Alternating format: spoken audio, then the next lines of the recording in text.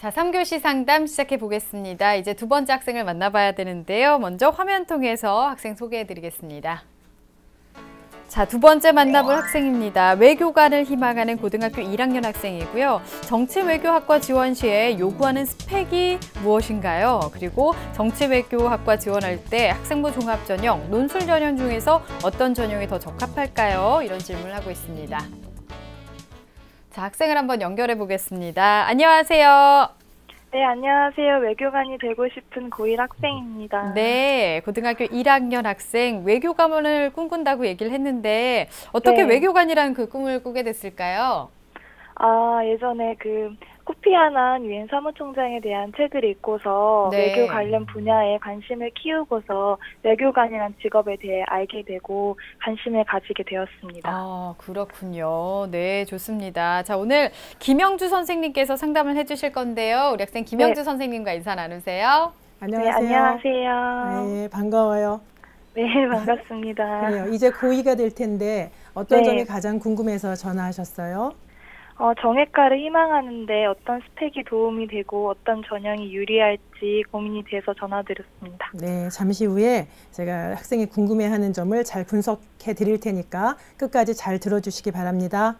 네, 감사합니다. 네, 우리 학생 목소리가 참 예쁩니다. 자, 우선은 우리 학생의 학생부와 비교과 활동 화면 통해서 설명 들어보겠습니다. 네, 우리 학생의 1학년 평균 내신 등급을 살펴보겠습니다.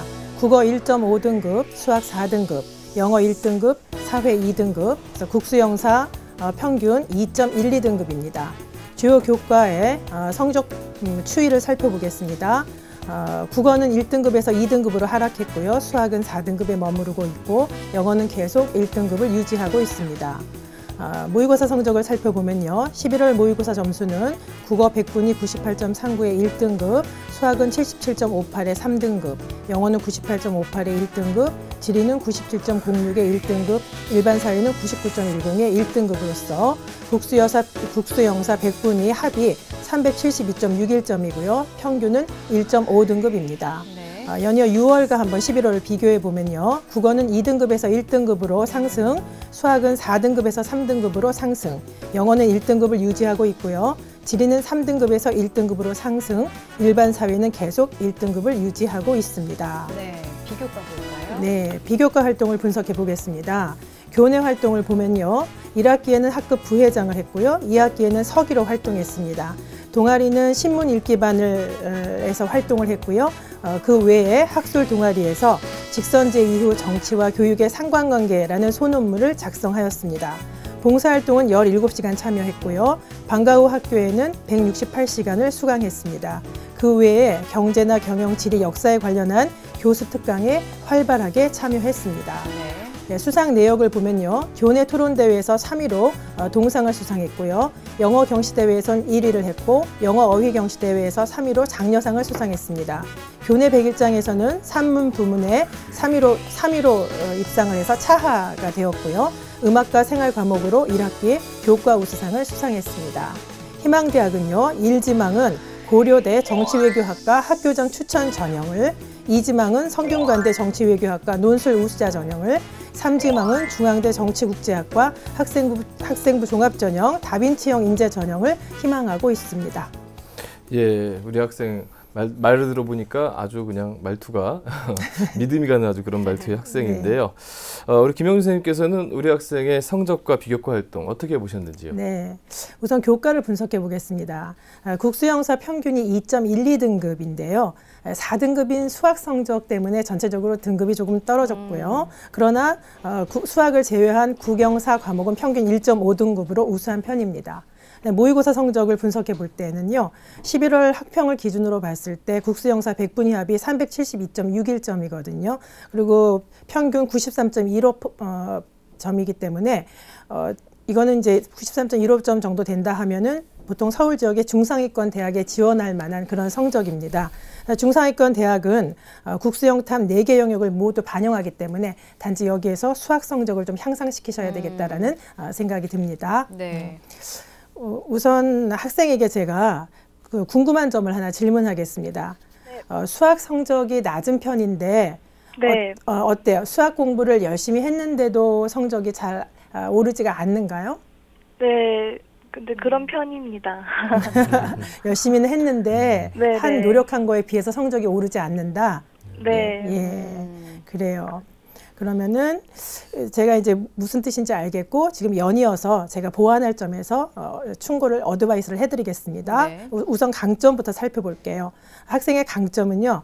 이제 이 상담서에 썼는데 사실 저희가 이제 기재를 할 수는 없지만 중국어 같은 경우에는 HSK 4급 정도를 갖고 있습니다. 이렇게 이야기했고 영어는 여기 보면은 각종 교내 대회에서 수상을 했습니다. 따라서 학생은 영어나 중국어에서는 외국인하고 의사소통을 익숙하게 할 수 있을 정도는 된다라고 할 수 있어요. 그래서 외국어 실력이 좀 일반고 학생치고는 우수한 편이고 그다음에 아까 보듯이 전공 관련 소논문을 네. 하나 작성을 했습니다. 그래서 학술 동아리 활동, 즉 전공 관련해서 탐구 영역의 그 탐구 능력이 조금 뛰어나다라고 하는 게 강점으로 볼 수 있겠습니다.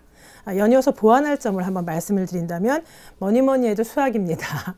그래서 수학 성적이라는 건 물론 학생부 종합전형 같은 경우에는 정외과를 지원하기 때문에 뭐 영어나 그러니까 외국어나 사회 영역의 점수를 중점적으로 보지만 그러나 대학 입장에서 보면은 전체적인 학업 역량을 보기 때문에 수학 성적이 4등급인 건 과히 좋지 않습니다. 네. 그래서 수학 성적을 향상시키셔야 되고요.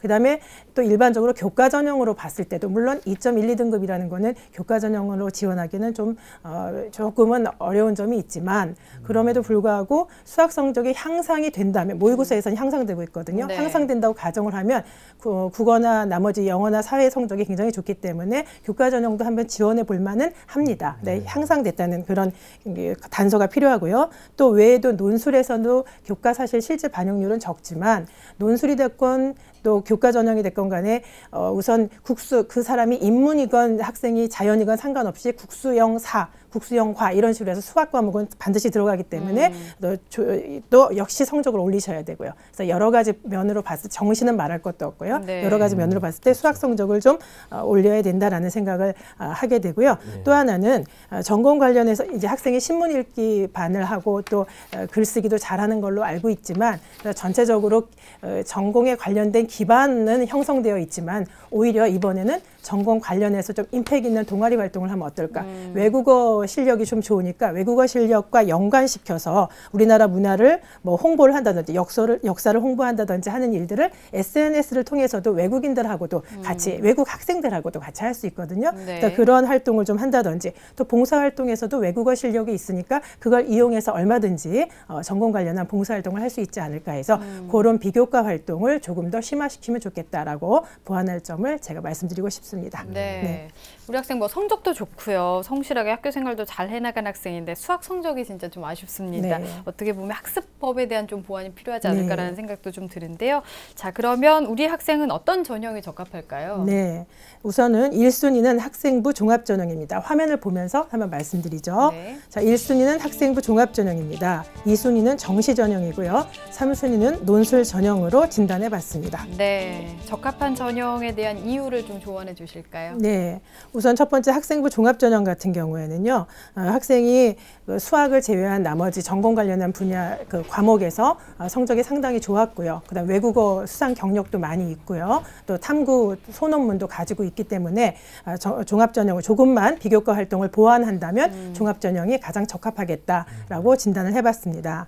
두 번째는 정시전형인데요. 아까 성적에서 보셨듯이 학생의 그 모의고사 성적이 전반적으로 향상 추세에 있고 역시 수학 빼고 나머지 성적은 전부 다 1등급을 가지고 있습니다. 그래서 수학 성적만 향상을 시킨다면 좋지 않겠는가. 그런데 이제 제가 진단하기에는 수학 공포증이 있는 여학생이에요. 그래서 여학생들은 상위권 학생 중에서도 완벽주의자가 많기 때문에 수학 공포증이 있습니다. 그래서 이럴 경우에는 제가 처방을 해드린다면 이럴 경우에는 자기가 틀릴 것을 그 문제를 틀릴 것을 두려워서 새로운 문제를 잘 풀려고 하지 않고 개념 확인만 계속하는 경우가 있어요. 우수한 학생들 중에도. 그럴 때는 마음을 열고 무조건 문제를 많이 풀어보는 겁니다. 그리고 그 문제도 풀 때 어떻게 푸냐면은 시간을 정해놓고 모의고사 형태로 그렇게 문제를 풀어보면은 조금 그 공포증이 해소되지 않을까라는 생각이 듭니다. 꼭 지켜주시고요. 네. 세 번째는 논술 전형입니다. 논술 전형은 제가 왜 세 번째로 이제 진단을 해봤냐면 신문 읽기 반도 있었고 독서 이 학생이 독서를 한 15권 정도 했는데 네. 필독서 8권 빼고는 나머지는 다 전공 전공 관련 서적이었습니다.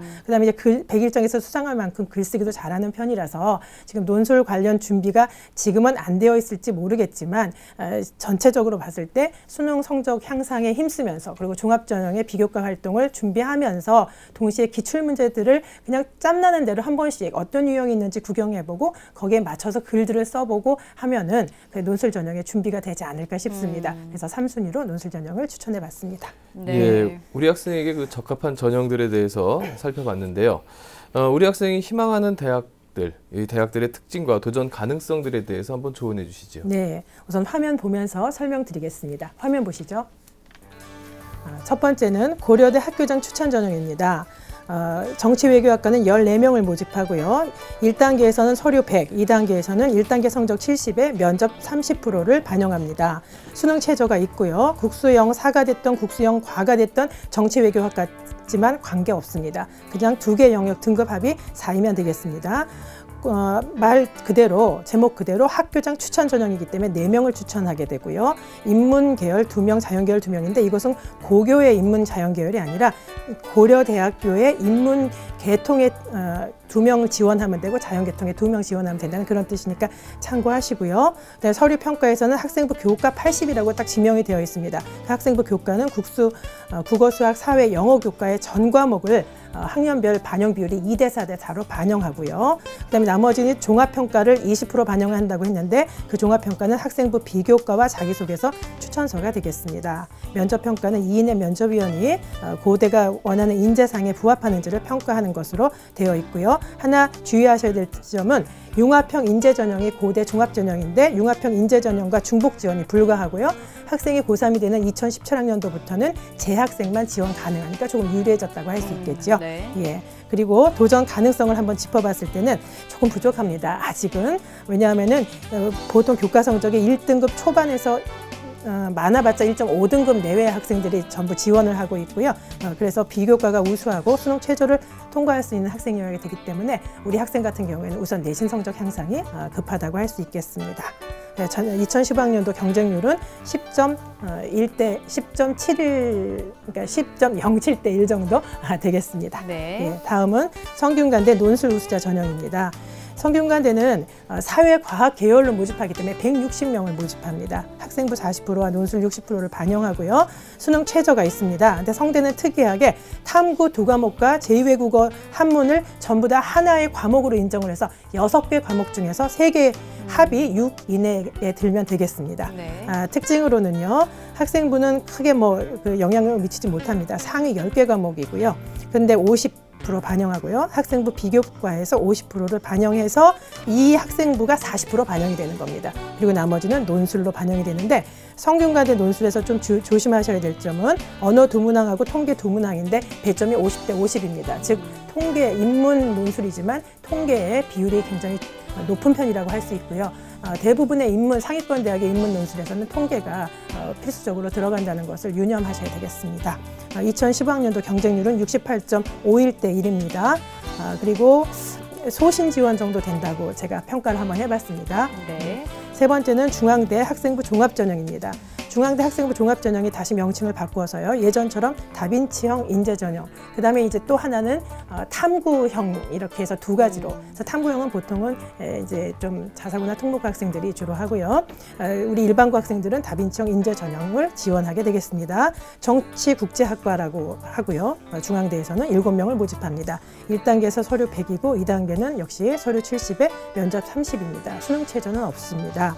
서류 평가에서는 학교 생활에서 균형적으로 성장한 자를 선발한다. 이게 중앙대의 다빈치형 인재 전형의 특징입니다. 그래서 학업 수학 능력 50%하고 비교과 영역 50%를 반영한다고 했는데 여기에서 학업 수학 능력이라고 하는 것이 학업 역량과 지적 탐구 역량을 말하는 것이고요. 학업 역량 하면은 주로 교과 성적을 말하는 것이고 지적 탐구 역량에는 교과와 관련된 수상 실적 외에도 유념하셔야 될 게 독서하고 탐구 활동입니다. 아까 소논문 같은 그런 것들 탐구 활동이 주요하고요. 비교과 50이라고 했는데 거기에는 성실성, 자기주도성이나 창의성, 공동체 의식이라고 하는 평가 영역이 들어가 있는데 평가 요소로서는 보통 보면은 학업이나 동아리 활동, 그다음 학생이나 봉사 활동에서 평가하겠다라고 중앙대 측이 밝히고 있습니다. 이제 면접 평가는 2인의 면접관이 10분 정도 개인 면접을 실시하고요. 2015년 경쟁률은 23대 1 정도가 되겠습니다. 소신 지원이라고 판단을 해보겠습니다. 네.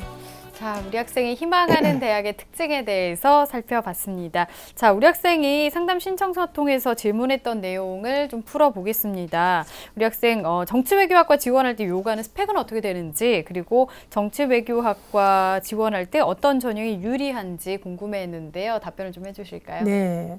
뭐 특별히 요구하는 스펙이 있다 이렇게 딱 규정해서 말할 수는 없겠지만 일반적으로 보면은 학업 역량 면에서는 외국어하고 사회교과 성적이라든지 또 교과 관련 수상 실적이라든지 전공 관련 독서나 탐구 결과물 아까 이제 말씀드린 게 다시 또 반복되는데요. 그런 것들을 평가하고 비교과에서는 전반적으로 인문학적인 소양을 보지요. 그렇지만 거기에 더불어서 전공 관련한 동아리 활동을 한다면 조금 더 임팩이 있겠고요. 아까 말씀드렸듯이 뭐 문화나 역사 인식이 좀 있고 그다음에 세계관이 좀 투철하고 그럼 그런 또 경제의 흐름이나 지금 이슈가 되고 있는 세계 정세 이런 거에 대해서 관심이 깊은 학생이면은 더욱 좋겠습니다. 그래서 그런 것을 드러내 보이는 활동들을 한다면은 그것이 요구하는 스펙에 준하지 않겠는가. 그리고 이제 인성면을 살펴봤을 때는 외교기 때문에 유연함이 있어야 되겠죠. 그리고 리더십이 중요하다고 할 수 있겠습니다. 네. 두 번째 질문은 사실 정치외교학과 지원할 때 어떤 전형이 유리하냐라고 말할 수는 없습니다.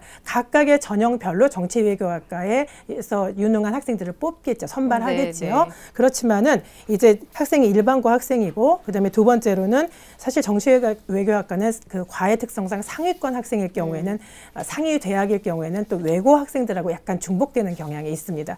그래서 그런저런 것들을 다 생각했을 때 요새 학생부 종합전형은 사실은 학교 내의 활동만을 중요하게 여기고 외부의 수상 실적이나 공인 성적을 사용할 수 없다고 판단한다면 그렇다면 우리 일반고 학생 같은 경우에는 학생부 종합전형이 더 유리하지 않겠는가라고 판단해 볼 수 있겠습니다. 네. 예. 그럼 우리 학생이 지금 희망하고 있는 대학 외에 뭐 또 다른 대학들을 한번 추천해 주시죠. 네. 첫 번째로는 경희대를 추천해 드리겠습니다. 경희대 네오 르네상스 전형인데요. 이건 이제 가정이 학생이 비교과 활동을 조금 더 심화해서 했을 때라는 가정하에 제가 한번 추천을 해드렸습니다. 정치외교학과는 20명을 뽑습니다. 조금 많이 뽑는 편이라서 추천해 드렸고요. 1단계에서는 서류 100%이고요. 2단계에서는 서류 70에 면접 30입니다. 수능 최저는 없고요. 예. 그다음에 전년도 2015학년도의 경쟁률은 18대 1 정도가 됩니다. 2015학년도 합격생의 교과 성적만 살짝 보자면은 뭐 대략적으로 종합전형임에도 불구하고 1.8에서 2.1 정도의 학생들이 합격했다고 할 수 있겠습니다. 네. 다음 화면 보면서 말씀드리겠습니다. 다음은 건국대 KU 자기추천 전형을 한번 제가 추천해 드렸습니다. 정치대학은 31명을 모집합니다. 인원수가 조금 많고요. 자, 1단계에서는 서류 100%이고 건국대는 특이하게도 서류 100%한 다음에 2단계에서는 면접 100%로 모집을 하고 네. 있습니다. 수능 최저는 없고요. 서류 평가는 학생부하고 자소서를 보겠습니다.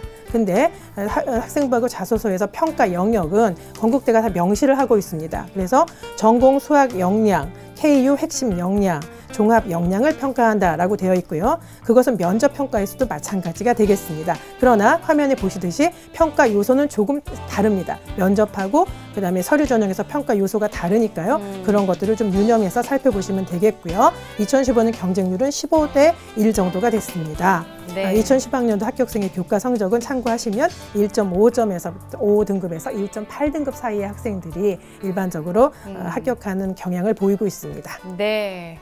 알겠습니다. 자, 이렇게 해서 추천 전형을 다 상담을 들어봤습니다. 어땠나요, 우리 학생?